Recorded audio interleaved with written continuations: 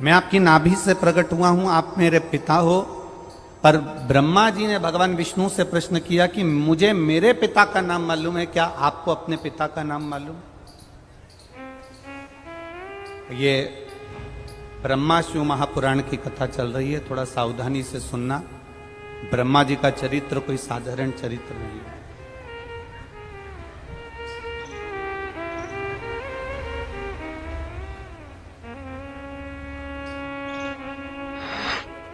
एक जरा सा आप कथा में सुनेंगे, ब्रह्मा जी का सिर कट गया था और सिर कटने के बाद ब्रह्मा जी के केवल 4 मुख रह गए और वो 4 मुख रखने के बाद ब्रह्मा जी की चित्तवृत्ति में आनंद की अनुभूति नहीं हुई।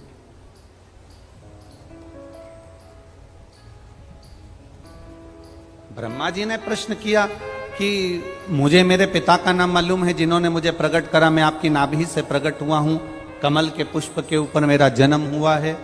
पर मुझे अपने पिता का नाम मालूम है, क्या आपको अपने पिता का नाम मालूम है? भगवान विष्णु से पूछ रहे हैं। तो भगवान नारायण के मुख से सरल भाषा में निकल गया कि मेरे पिता तो देव अधिदेव महा, कोई दूसरा मेरा पिता है ही नहीं।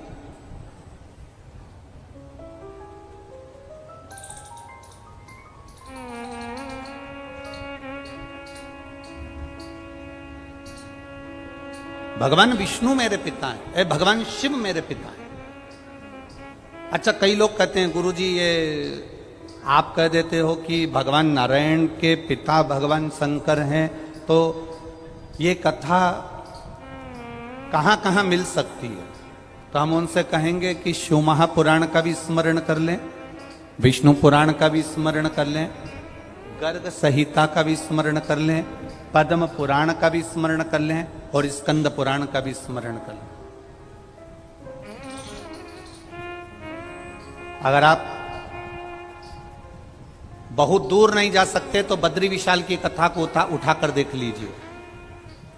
बहुत दूर आप नहीं जाते तो बद्रीनाथ जी की कथा को उठाकर देखिए कि भगवान नारायण और लक्ष्मी शंकर भगवान के पावन धाम में घूमने के लिए निकले और घूमने के लिए, भ्रमण करने के लिए जब बद्रिकाश्रम में पहुंचे, बद्रिकाश्रम की जो भूमि थी वो शिव जी की प्रिय भूमि थी, जहां पर आते से ही लक्ष्मी जी का मन लग गया और लक्ष्मी जी ने नारायण से कहा ये भूमि मुझे चाहिए,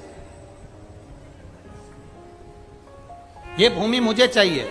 भगवान विष्णु ने समझाया कि ये तो देवाधिदेव महादेव की धरा है, ये भगवान शंकर की पवित्र भूमि है, इसको हम नहीं दे सकते, हम शंकर जी से नहीं ले सकते। लक्ष्मी जी ने भोजन करना बंद कर दिया, पानी पीना बंद कर दिया। तब नारायण को लगा कि इसके लिए ये जमीन देना ही पड़ेगी। तब मेरे भगवान शिव के चरणों का स्मरण करते उससे पहले मेरे नारायण ने बच्चे का रूप ले लिया और अलखनंदा नदी के तट पर मेरे भगवान नारायण रोने लगे। पार्वती जी के कानों में शब्द गया, पार्वती जी नारायण को उठाकर लेकर आ गई। शिवजी से आकर कहा मुझे एक बच्चा मिला है, माँ इसको छोड़कर चली गई है, ये बच्चा रो रहा है, इसलिए मैं इसको लेकर यहाँ आ गई हूँ, मैं इसको रखना चाहती हूँ। भगवान शंकर ने जो नारायण का दर्शन करा, दर्शन करते से ही भगवान शंकर ने मन में सोच लिया कि ये पार्वती तू जिसको उठाकर लाई है ना, कहीं ना कहीं तेरे मन को चोट पहुंच सकती है। पार्वती जी बोली ऐसा हो नहीं सकता। पार्वती, किसी की भी औलाद को, किसी की संतान को गोदी में नहीं लेना चाहिए। अगर संतान गोदी में आ जाती है तो उसको अपनी पूरी प्रॉपर्टी देना पड़ जाती है।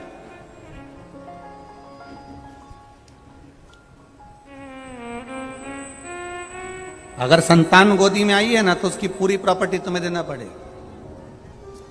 कभी कभी होता है, तुमने अगर पड़ोसन से पूछ लिया पुष्कर चल रही है क्या कथा सुनने के लिए, सीहोर वाला महाराज आया है, और पड़ोसन ने कह दिया हाँ चल रही हूं, बस समझ लो अब पड़ोसन को ले जाना, लाना, अपने साथ आगे बिठाना, तुम मालपुआ खाओ तो उसको भी खवाना, तुम अगर ऑटो में बैठ के जा रही हो तो उसको भी ऑटो में ले जाना। मतलब अब तुम पुष्कर कथा में नहीं आई हो, तुम उस पड़ोसन को गोदी लेकर आ गई हो। अब जो करना है तुमको ही करना, अब वो नहीं करने वाली हो। और तुम्हारे करने में अगर जरा सी भी कमी रह जाएगी ना, इतनी सी भी कमी रह गई तो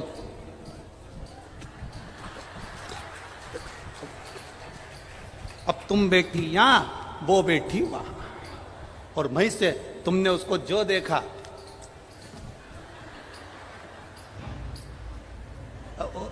गोदी ली ना, अब गोदी ली है तो जाओ,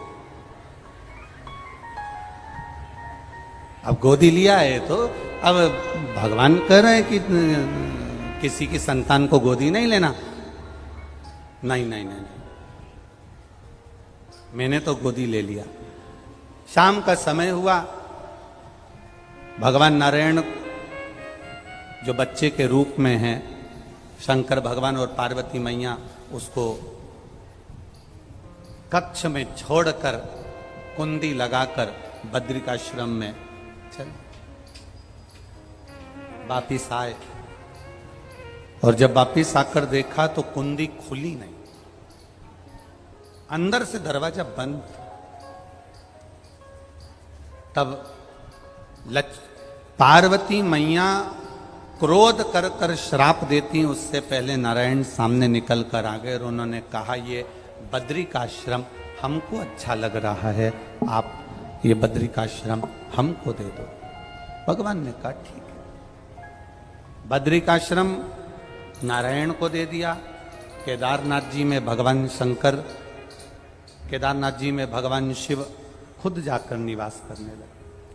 अब जरा विचार करिएगा, भगवान नारायण को माता पार्वती जी ने और शंकर जी ने अपनी गोदी में खिलाया है, तो नारायण क्या शिव जी के पुत्र नहीं कहलाएंगे? ये तो एक कथा है।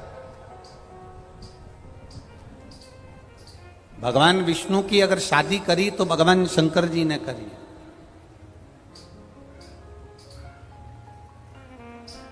भगवान नारायण का अगर लक्ष्मी जी से मंगल विवाह करा तो शिव जी ने करा।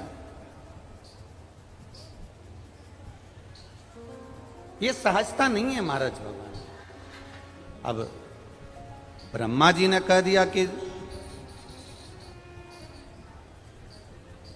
तुम्हारे पिता का नाम क्या है? भगवान विष्णु ने अपने मुख से कह दिया मेरे पिता का नाम तो देव अधिदेव महा।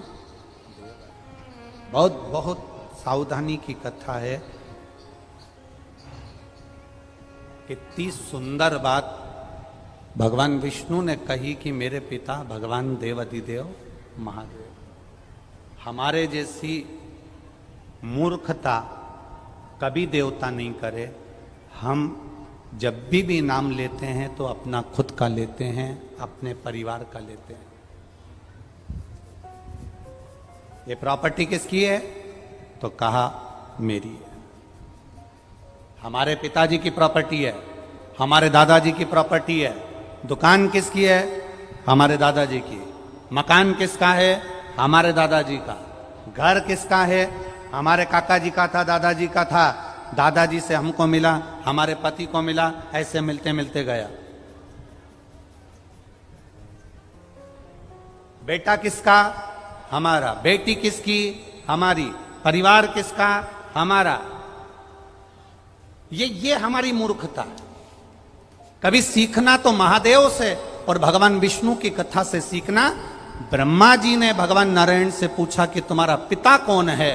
तो भगवान नारायण ने कह दिया मेरे पिता स्वयं देवाधिदेव महादेव हैं। तुम्हारे मुख से घर किसका? महादेव का। परिवार किसका? महादेव का। कुल किसका? महादेव का। प्रॉपर्टी किसकी? महादेव की। और हम सब किसके हैं? देवाधिदेव महादेव। अपने आप को हम भगवान को समर्पित कर दें। हम अपने आप को भगवान को समर्पित नहीं कर पाते। और जिस दिन हमने अपने आप को अगर भगवान को समर्पित कर दिया, हमने अपने आप को नारायण पर छोड़ दिया, हमने अपने आप को देवाधिदेव महादेव पर छोड़ दिया, फिर उस दिन से तुम्हें चिंता करने की जरूरत नहीं पड़ेगी। तुम जहां जाओगे तुम्हारा महादेव तुम्हारे साथ कदम से कदम मिलाकर चलेगा और तुम्हें साथ लेगा। बस इसके भरोसे रहिए, उसके सहारे रहिए।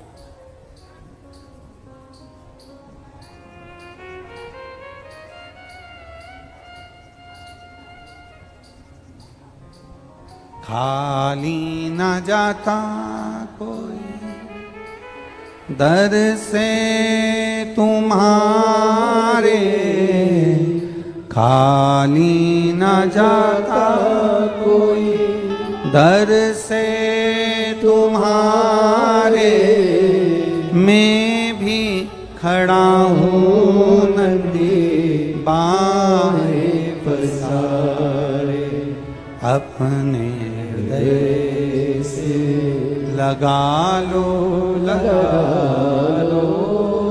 गिरा जा रहा उठा लो। ब्रह्मा जी भगवान विष्णु से पूछे कि तुम्हारे पिता कौन हैं, और भगवान नारायण ने कह दिया मेरे पिता देव अधिदेव महादेव हैं। बस महादेव कौन, महादेव कैसे, उनका स्वरूप क्या है, कौन है महादेव। अगर आपसे कोई पूछे कि शंकर जी है कौन, शिव जी का स्वरूप क्या है, शंकर दिखते कैसे हैं, शंकर का स्वरूप कैसा होता है, तो आप भी कह देना शंकर का स्वरूप कैसा है, तो किसी से कहना पानी को देख लो, जल को देख लो, जैसा कलर मिलाओगे जल उस कलर में आ जाता है।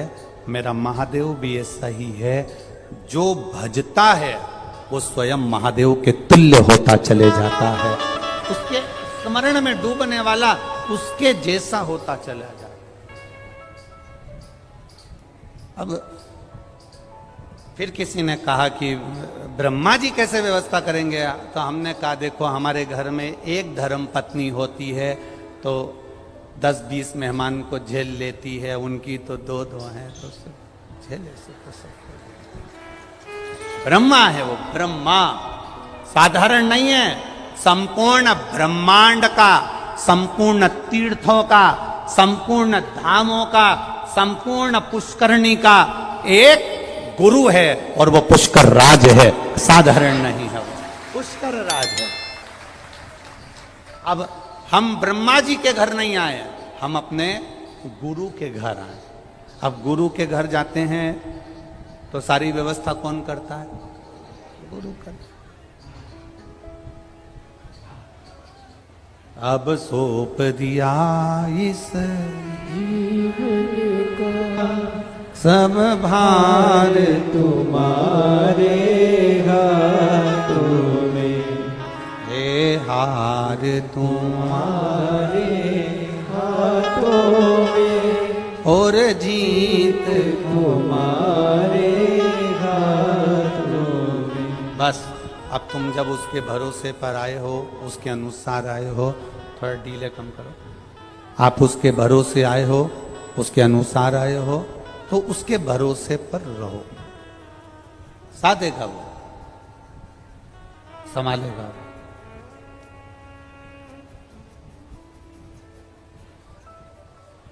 ब्रह्मा जी ने कहा आपके पिता कैसे दिखते हैं, भगवान नारायण ने कहा कि जल को देख लो, क्योंकि नारायण की जो उत्पत्ति है वो जल से, जल में जो अयन करे वो नारायण। तो कहा जल को देख लो, वही शिव है, जल शिव है। हाँ, सब में रमा होता है, सब में।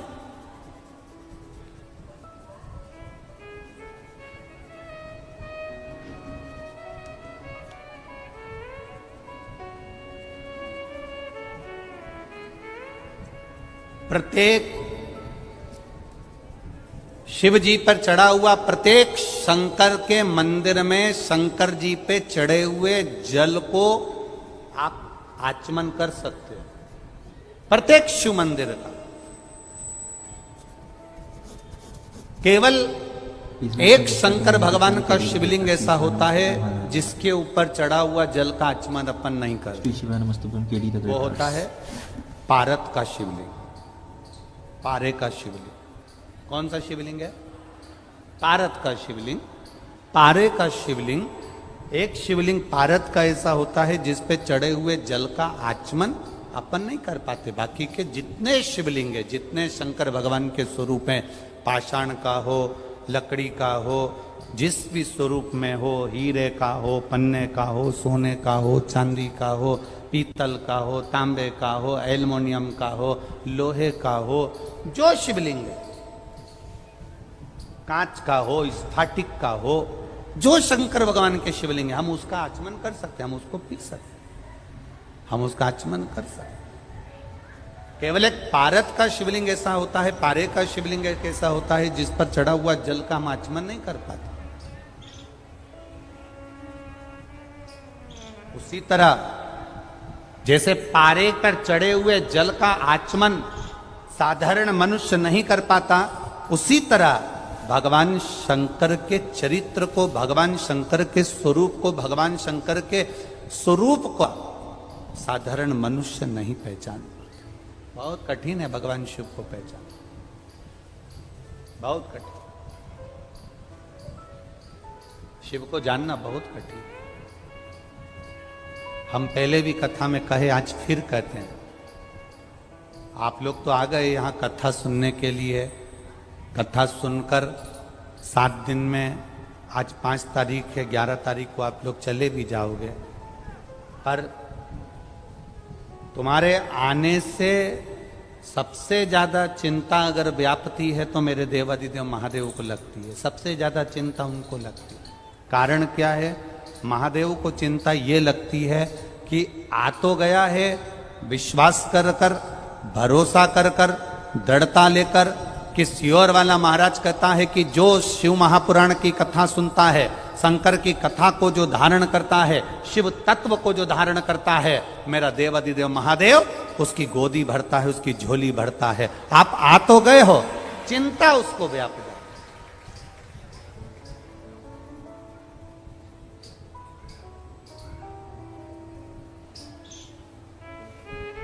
ये पुष्कर का मेला ग्राउंड, पुष्कर का ये मेला ग्राउंड है, ये कितना बड़ा है। और परंतु तुम जहां चले जाओ, अभी हम आ रहे थे, हमने देखा कोई वो ऊंट चलाने की गाड़ी होती है ना, है क्या बोलते हैं उसको? छकड़ा गाड़ी। अच्छा, तो ऊंट की जो गाड़ी होती है, हाँ, इतने चतुर लोग कि वो उन्होंने देखा ये पंडाल पूरे भरे पड़े हैं, जगह नहीं मिल रही है और लोग जहां तहां बैठे हैं, तो वो छकड़ा गाड़ी को यहाँ बाजू में लिया है और उसके नीचे घुस के बैठ गए। बताओ उसका करो। आधे उसके ऊपर बैठे, आधे उसके नीचे बैठे, और ऊंट के पत्ते ठिकाने नहीं। अब ऊंट कहाँ गया वो अब मालूम। परंतु सबसे ज्यादा खुश आज ऊंट भी हुआ होगा। ऊंट इसलिए खुश हुआ होगा, कम से कम 3 घंटे की छुट्टी, अपने को चलना नहीं पड़ेगा, तो ऊंट को भी खुशी है। अब आ तो गए अपन इतने, अब चिंता व्यापे देवादिदेव महादेव को, क्योंकि उसको मालूम है कि शिव पुराण तक पहुंचा है, खाली नहीं रखना है इसको। कथा तक आया है ना, खाली नहीं रखना है इसको, झोली भर कर भेजना है, झोली भर कर। ये उसको मालूम है, उसके चिंतन में है, उसके स्मरण में है। जल को देख लो और महादेव को देख लो एक बराबर। जल को देख लो और महादेव को देख लो एक बराबर। पहले के समय में ना अदालत होती थी, पहले के समय में ना पंचायत होती थी। पहले के समय में अगर निर्णय लिया जाता था तो हाथ में जल का पात्र पकड़ा दिया जाता था, उठा गंगा जली और कह दे तूने ये नहीं करा। केवल जल का पात्र हाथ में पकड़ा कर कह देते थे कि तूने ये नहीं करा। जल का पात्र है क्या?